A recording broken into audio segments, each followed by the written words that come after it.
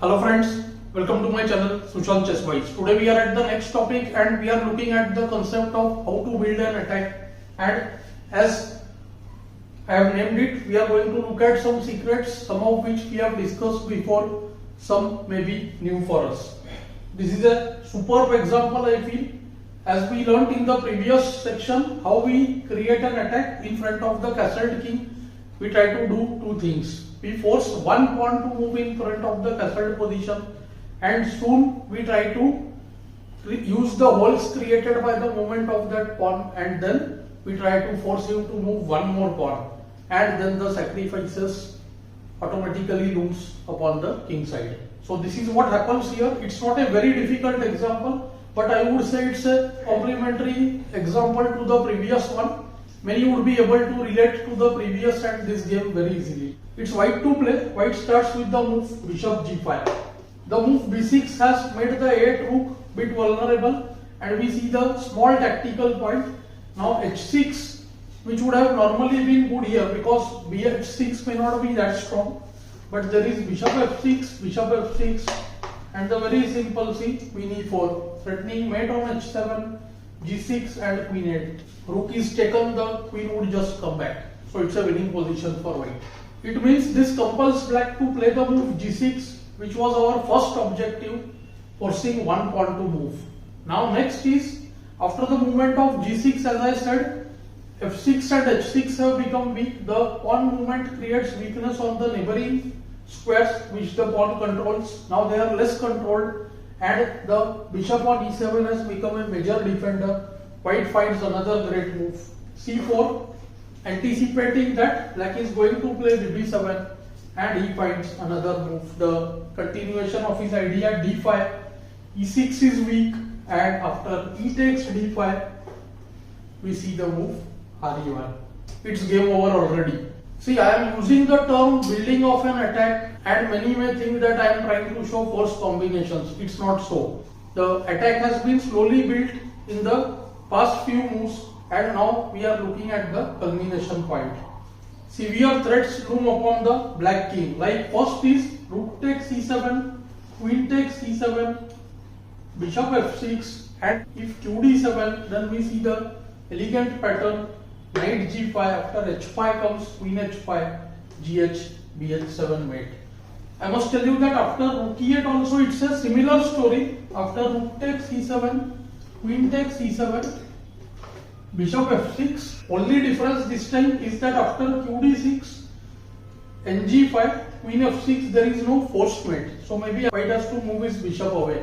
But white can do great with the move bishop c3 followed by qh6. Many of my students think that this position is already losing, but black has one last resource. He plays the move h6. Looks like a blunder though, but there is a small point here. The first point is, if bishop takes h6, then the attack is beaten off with the move knight e4. The bishop attacks the queen, and knight nicely protects the g5 square. Here we will see that the attack is diffused. White goes qh6, and here also knight g4.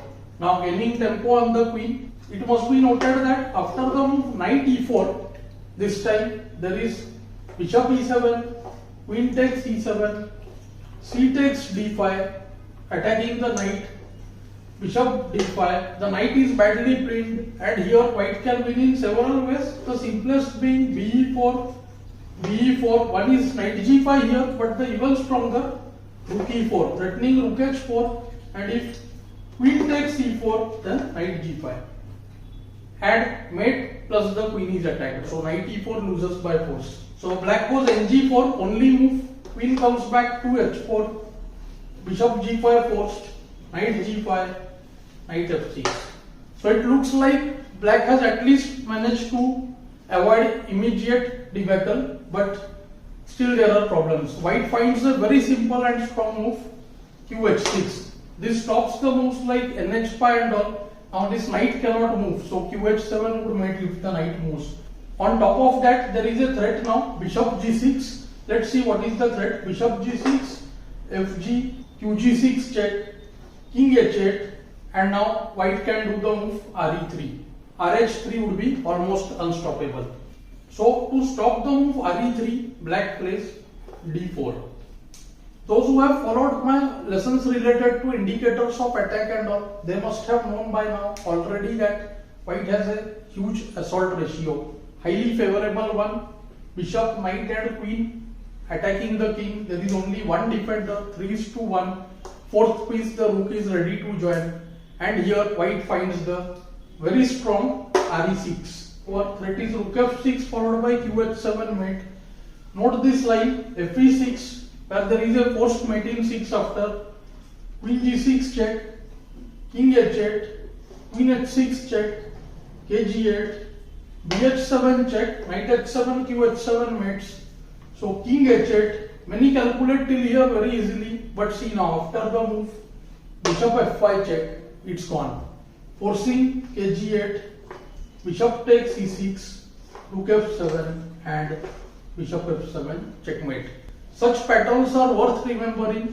One should note them properly, and these games should be studied after an interval of, let's say, 2 or 3 months.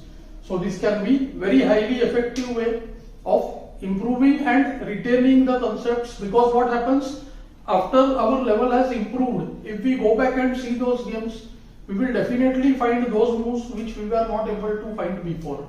So that gives clear indication that our play is improving. After rook e6, black goes rook e8, perhaps the only way. Now rook f6 is met by queen f6 over here. But now comes another blow, bishop g6. This move was already in the air. Now see, it's time to resign, and which is what black did here, because all variations are losing. The best that black has is qd7. We will check that. After fe bf7 mates, after re6 also bf7 mates, after fg qg6, king f8, queen h7 mates, king h8 allows knight f7 checkmate, and after qd7 comes still bishop h7 check. If king h8 then queen f6 mates. So knight takes h7 forced, qh7, king f8 and qh8 mates. So black's decision to resign was absolutely correct and justified. So we saw another case which was, I would say, not very difficult one. The plan with c4, d5 and re1 was worth noting. I hope you are finding these lessons useful and instructive. Do let me know in the comments below. Thanks for your time.